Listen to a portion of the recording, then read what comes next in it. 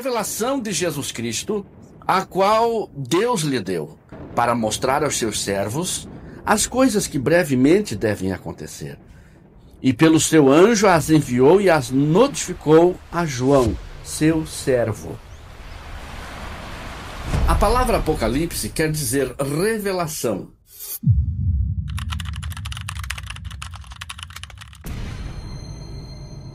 Então não está nada escondido, não está nada oculto, tudo está revelado.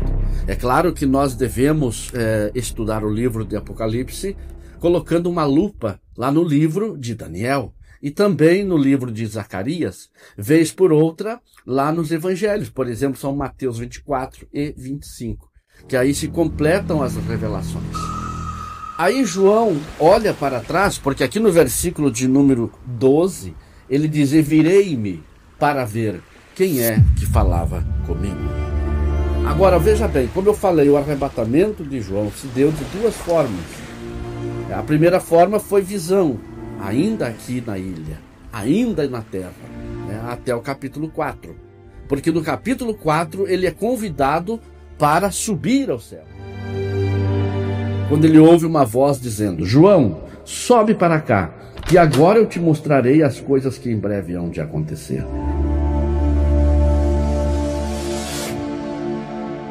Tá certo? Agora veja bem, aqui até o capítulo 4, João tem uma visão aqui na ilha. E ele vê então 7 castiçais de ouro e um ser que caminhava no meio dos castiçais de ouro.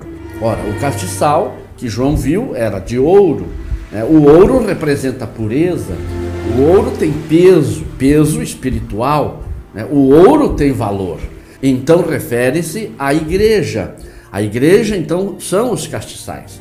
Agora, o ser que caminhava justamente no meio dos castiçais. Isto é, Jesus caminha no meio da igreja. Ele está no meio da igreja. É por isso que a palavra diz, aonde estiver 2 ou 3 reunidos em meu nome, ali eu estarei no meio deles. Então veja bem, Jesus está no meio da igreja quando a igreja está reunida em nome dele. Agora, quando João olha para aquele ser, ele o reconhece. E isso aqui é interessante, e eu quero falar para você que quando chegarmos no céu, nós vamos nos reconhecer. As pessoas fazem perguntas: será que quando chegarmos no céu, nós vamos saber quem é quem? Claro que vamos saber. Lá você vai saber quem é o apóstolo Paulo, você vai saber quem é Pedro, você vai saber quem é João e principalmente Jesus. Quando João olhou nos olhos, ele o reconheceu, porque Jesus agora estava de uma forma diferente. O Jesus que João tinha visto anteriormente era o Jesus humano que caminhava nas praias da Galileia, na Palestina, em Jerusalém e lá na cruz do Calvário. Quando João vê, porque João foi o último discípulo a sair do Calvário. Os outros se ausentaram porque o sol escureceu, a terra tremeu, o centurião gritou bem forte, dizendo: verdadeiramente ele era o Filho de Deus. João registra no seu evangelho que ele viu quando o soldado desferiu-lhe uma lança que perfurou o corpo de Jesus, ele viu que escorreu água e sangue. O que simboliza esta água e este sangue? A água representa a palavra, que a Bíblia diz que nós somos lavados pela lavagem da água, que é a palavra de Deus, ou na expressão que diz pela palavra de Deus, que vem a ser a mesma coisa. E o sangue, ele representa a purificação dos nossos pecados, o perdão dos nossos pecados.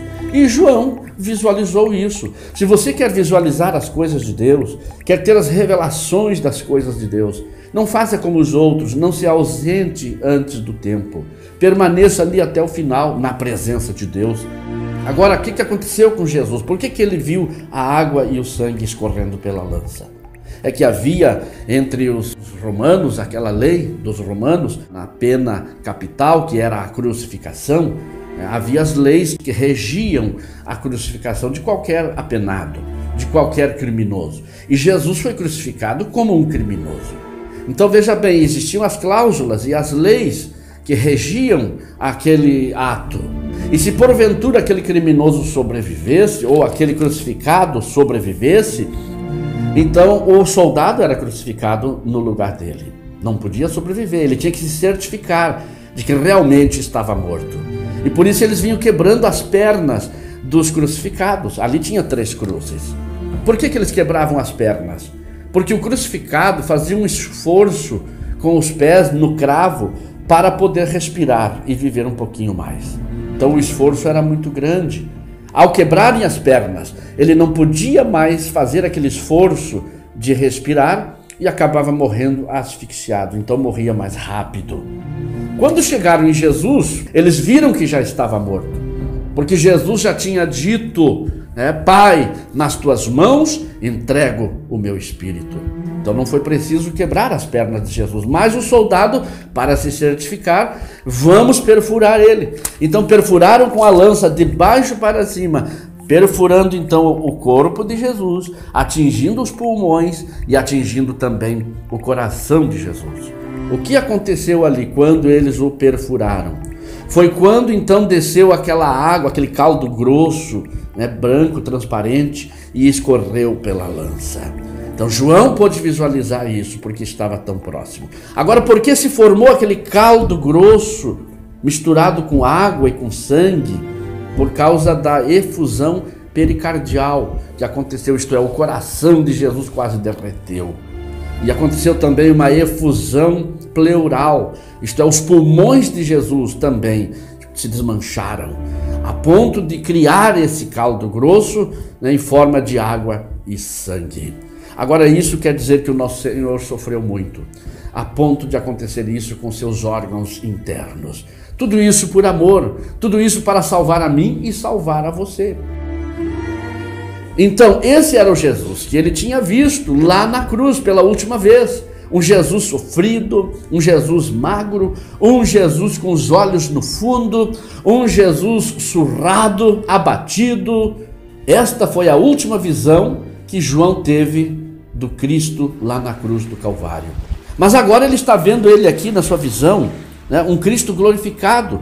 Aquele ser tinha roupas talares. O que é roupas talares? Quer dizer, comprida até os pés, e cingido os peitos com um cinto de ouro. Isso representa autoridade, representa poder e identificação. Ali estava o Cristo glorificado, se identificando como Rei dos Reis e Senhor dos Senhores.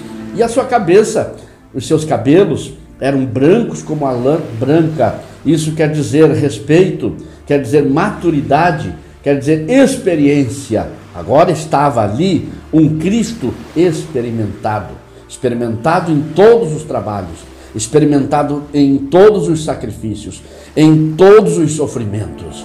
Ali estava um Cristo glorificado, cabelos brancos como a lã branca. Ele também viu que os seus olhos eram como chamas de fogo. Isso representa o olhar de Jesus, que é um olhar penetrante. O olhar de Jesus penetra todas as coisas, ultrapassa a parede, ultrapassa nuvens, ultrapassa a camada de ozônio, ultrapassa a pele, ultrapassa a carne e vai lá até nas juntas e medulas, vai até o pensamento, vai até o íntimo do coração do ser humano. Esse é o olhar de Jesus. Agora veja bem no versículo 5, ele diz aqui: e os seus pés semelhante ao latão reluzente, como se tivessem sido refinados numa fornalha. Isso quer dizer que agora os pés de Jesus estão preparados para pisar o adversário, para pisotear o inimigo. Porque até então os pés de Jesus foram feridos lá no Calvário. Como disse a palavra lá em Gênesis, que ele pisaria na cabeça da serpente, no entanto, lhe feriria o calcanhar. Só que agora o calcanhar de Jesus, agora os pés de Jesus estão como ferro, como latão reluzente, como aço, e ninguém mais pode subsistir. E ele tinha à sua destra 7 estrelas, e da sua boca saía uma espada aguda de 2 fios. Representa o poder da palavra dele. A palavra de Jesus é poderosa. Após ele ver isso, ele viu que o rosto de Jesus era como o sol, isto é, brilhava como o sol, mas é muito mais do que o sol. João pôde expressar aqui o que ele conhecia de brilho. O brilho maior que João conhecia era o sol. Então ele usou esta expressão, mas é muito mais do que o sol. Veja bem o poder do brilho, da glória de Jesus. E aí ele diz a João: não temas, eu sou o primeiro, eu sou o último, e o que vivo e fui morto, mas eis que estou vivo para todo o sempre. E olha o que ele disse: tenho as chaves, da morte e do inferno. Aí no versículo 20 aqui, está registrado assim: o mistério das 7 estrelas que viste na minha destra e dos 7 castiçais de ouro. As 7 estrelas são os anjos das 7 igrejas, e os 7 castiçais que vistes são as 7 igrejas. Então são estas as características do Cristo glorificado. Como eu já falei, agora ele está de forma diferente, com poder, com autoridade, com glória, e o seu aspecto como aspecto divino. E João viu isso então lá na ilha de Patmos. Não percam os próximos vídeos. Deus tem bênção para ti. Que Deus te abençoe poderosamente. Até o próximo vídeo.